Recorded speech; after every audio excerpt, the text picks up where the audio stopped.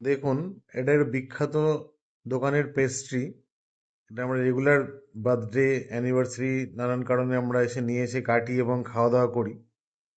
তো এটা যখনই আমরা এই ক্রিমটা একটু লেগেছিল এই জায়গাতে, তাতে যখনই আমরা ক্রিমটা লাগা অবস্থায় জল দিয়ে ধোয়ার চেষ্টা করলাম, তখন কিন্তু ক্রিমগুলো কোনো মতেই ডাইলিউট হচ্ছে না জলে।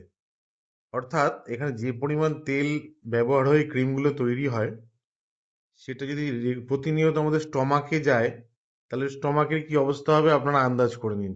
আমরা অযথাই স্টমাককে দোষ দিই আর নানান ধরনের অ্যান্টাসিড খেয়ে থাকি, কিন্তু আমরা যে কি পরিমাণ অত্যাচার করছি নিজেদের স্টমাকে, সেটা আপনারা দেখলেই বুঝতে পারবেন। এটা আমরা খাওয়ার পর হাত ধোয়ার চেষ্টা করলাম, কিন্তু জল দিয়ে ধোয়া গেল না। এটা কিন্তু হ্যান্ড ওয়াশ ছাড়া কোনো মতেই হাত থেকে নির্মূল হচ্ছে না। আপনারা যে কোনো পেস্ট্রি খাওয়ার আগে এই কথাটা একবার চিন্তা করে নেবেন।